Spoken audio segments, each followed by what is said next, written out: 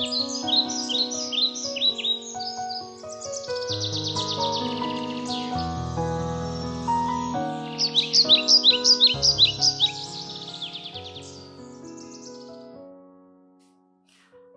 beriman yang terkasih, selamat pagi, selamat berjumpa kembali dalam Renungan Pagi. Hari ini, Sabtu 15 Mei 2021, Pekan ke-6 Paskah. Bacaan Injil hari ini diambil dari Yohanes 16, ayat 23b sampai 28. Inilah Injil Yesus Kristus menurut Yohanes, dimuliakanlah Tuhan. Dalam amanat perpisahannya, Yesus berkata kepada murid-muridnya, "Aku berkata kepadamu, sesungguhnya segala sesuatu yang kamu minta kepada Bapa akan diberikannya kepadamu dalam namaku. Sampai sekarang kamu belum meminta sesuatu pun dalam namaku. Mintalah, maka kamu akan menerima, supaya penuhlah sukacitamu. Semuanya ini kukatakan kepadamu dengan kiasan. Akan tiba saatnya, aku tidak lagi berkata-kata kepadamu dengan kiasan, tetapi terus terang memberitakan Bapa kepadamu. Pada hari itu, kamu akan berdoa dalam namaku, dan tidak kukatakan kepadamu bahwa aku meminta bagimu kepada Bapa, sebab Bapa sendiri mengasihi kamu, karena kamu telah mengasihi aku, dan percaya bahwa aku datang dari Allah. Aku datang dari Bapa, dan aku datang ke dalam dunia. Kini aku meninggalkan dunia lagi dan pergi kepada Bapa." Demikianlah Injil Tuhan. Terpujilah Kristus. Umat beriman yang terkasih, selamat pagi. Apa kabar Anda hari ini? Semoga para sahabat renungan pagi senantiasa bahagia menikmati hari yang indah ini. Ada sebuah cerita di sebuah desa, ada jembatan yang rusak. Kepala desa pun bersama jajarannya sepakat mau memperbaiki jembatan itu. Maka mereka memperkerjakan satu tukang. Lalu besoknya mereka pun mengadakan rapat. Dalam rapat itu ada yang berkata, kita perlu satu karyawan untuk membantu tukang." Lalu, "Baik," kata kepala desa ini. Lalu ada lagi yang berkata, "Kita perlu pengawas lapangan. Kita perlu akuntan. Kita perlu tambahan manajer untuk membawahi semua yang bekerja di lapangan." Ada begitu banyak masukan. Nah, setelah proyek ini berjalan, ternyata budgetnya membengkak. Dana tidak cukup. Karena itu kepala desa dan jajarannya sepakat untuk memecat sang tukang agar mengurangi biaya. Mungkin umat beriman sekalian bertanya, mengapa tukangnya yang dipecat? Lalu siapa yang mengerjakan jembatan itu? Nah, inilah yang sering kita alami dalam hidup kita. Kadang-kadang kita seperti ini juga. Kita harus memisahkan mana yang benar-benar penting dan mana yang tidak penting, mana yang prioritas dan mana yang tidak. Jangan sampai kita hanya sibuk dengan embel-embel, tapi lupa tentang apa yang sebenarnya dibutuhkan. Dalam bacaan pertama hari ini dikisahkan tentang Apolos. Dia adalah seorang Yahudi yang menjadi Kristen.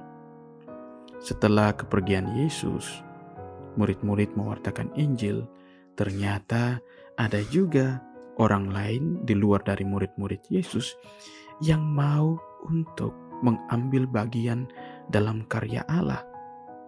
Apolos pun pergi ke daerah bernama Akhaya. Di sana ia dipenuhi kasih karunia Allah. Ia menjadi seorang yang sangat berguna bagi orang-orang yang percaya. Apolos adalah salah satu orang Yahudi yang pandai melihat hal yang terpenting. Baginya, iman kepada Kristus jauh lebih penting daripada kesibukan duniawi lainnya. Mungkin orang-orang lain sibuk bekerja, sibuk menghidupi keluarganya, tetapi Apolos memilih untuk berkorban, meninggalkan saudara-saudarinya, meninggalkan keluarganya, dan mengambil bagian dalam karya keselamatan Allah. Ia menjadi orang yang mewartakan Kristus kepada banyak orang. Dari bacaan pertama kita bisa belajar bahwa penting mengambil bagian bersaksi sebagai orang yang percaya kepada Yesus. Dan dalam Injil hari ini, Yesus berkata, "Sesungguhnya segala sesuatu yang kamu minta kepada Bapa akan diberikannya kepadamu dalam namaku." Yesus mau mengajak kita bahwa di tengah segala karya, kesibukan, tugas kita, apapun itu, kita pun juga berani untuk meminta kepada Bapa, berani untuk berdoa kepadanya. Yesus memastikan kepada kita bahwa apapun yang kita minta kepada Bapanya di dalam namanya akan diberikannya kepada kita. Persoalannya ialah kalau kita berdoa, kalau kita meminta, kita mau untuk menyerahkannya kepada Tuhan. Biarlah Tuhan yang memutuskan, biarlah Tuhan yang memberi jawaban. Tapi kalau kita berdoa dengan langsung menuntut, maka yakinlah itu tidak akan cepat kita dapatkan. Berdoa menurut saya ialah berdoa yang harus dipenuhi dengan rasa sabar. Sabar menanti jawaban dari Tuhan sambil tetap beraktivitas seperti biasa. Yakinlah Tuhan juga mengerti kebutuhan kita. Ia tahu apa yang terbaik untuk kita. Terkadang kita meminta tetapi langsung menuntut. Bahkan saking jengkelnya, kita tidak mau lagi meminta kepada Tuhan. Ingatlah, Tuhan itu bukan robot. Dia Tuhan, Dia yang sungguh tahu kebutuhan kita. Jika kita meminta dengan mengancam atau dengan menuntut, bisa saja Tuhan semakin memperpanjang apa yang kita minta. Tetapi dalam pengalaman-pengalaman orang lain, ketika meminta, permintaan mereka cepat terjawab. Permintaan mereka segera Tuhan kabulkan. Semuanya itu tergantung pada Tuhan, karena Ialah yang sangat mengerti apa yang kita minta. Bahkan ada orang yang berkata, "Romo, kenapa saya rajin berdoa, saya rajin ke gereja, saya aktif dalam pendalaman iman Katolik, kok doa-doa saya tidak dikabulkan?" Tidak ada yang bisa menjawab. Tuhanlah yang tahu apa yang terbaik untuk kita. Di saat permintaan kita tidak dikabulkan, mungkin saja Tuhan lebih melihat mana yang prioritas. Ada begitu banyak orang yang meminta kepada Tuhan, bukan hanya kita. Umat manusia ada begitu banyaknya.